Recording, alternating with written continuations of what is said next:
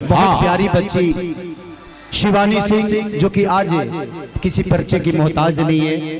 वो इतनी प्यारी बच्ची है कि अपने इधर 6 महीना में सबसे ज्यादा गाना बजना उसी का बजा है। ईश्वर करे कि हम सबका प्यार और आशीर्वाद। इधर आओ शिवानी, आओ बाबू इधर आओ। कि ये सही नहलाई किन के डिमांड होला बाबा,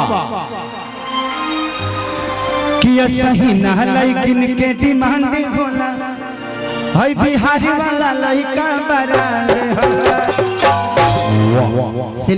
शिवानी ने ये गाना मेरे साथ पहली बार गाया था, उसके बाद मौका नहीं मिला, न मुझे टाइम मिला, न इसे। ये भी बिजी है, मैं भी बिजी हूँ, लेकिन आने वाले भविष्य में हम दोनों एक दूसरे के साथ जरूर दिखेंगे। ये मेरा भी सौभाग्य है कि ये बच्ची इतनी प्यारी गाती है, और ये समाज का सौभाग्य है कि हमारे आज समाज में बच्चियों को इतना ऊपर देखा जाता है। इसीलिए मैंने संघर्ष में अपने बेटी को कास्ट किया।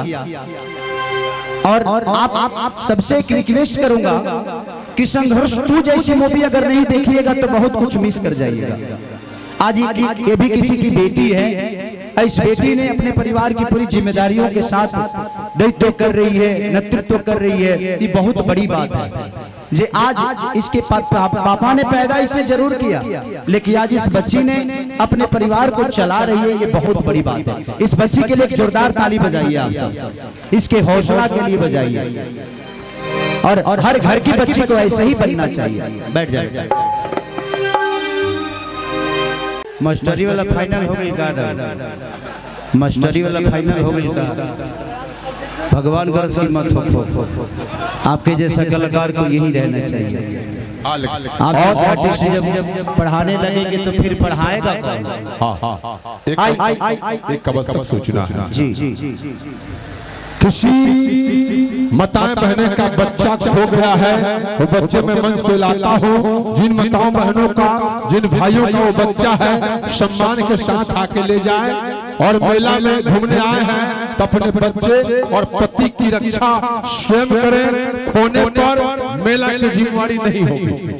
क्या नाम है बेटा? राधा कुमारी। वाह बेटा, ये भाई किसकी फिल्म है जो रिलीज करके छोड़ दिया है?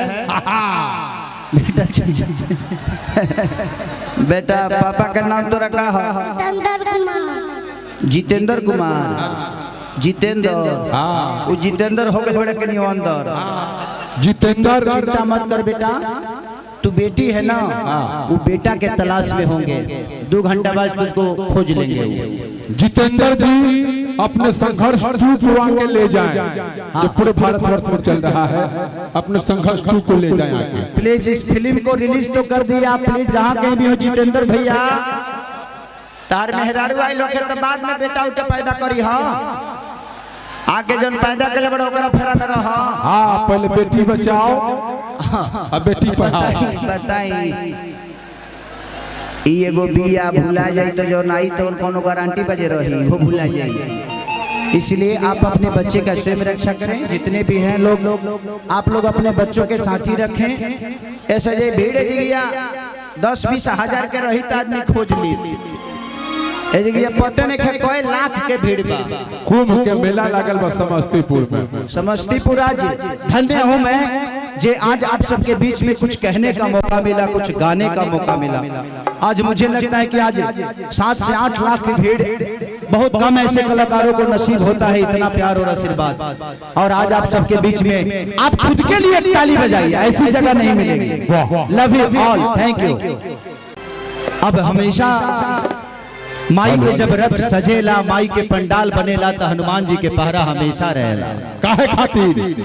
ऐसे जे देवी दुर्गा जहाँ भी जौन भी स्थान होला, हनुमान जी के रुआ कहीं न कहीं पताका देखबे करब। हाँ सही। ऐसे जे कलयुग में एकेगो देवता बाड़े जो जीवित बाड़े, जोन की हम सबके देखत रहे, हमो कहीं बैठले हुई। अब कौना भेष में बड़े ना हम जानतनी न रहुआ। ऐसे जे एगो हनुमान जी के वंदना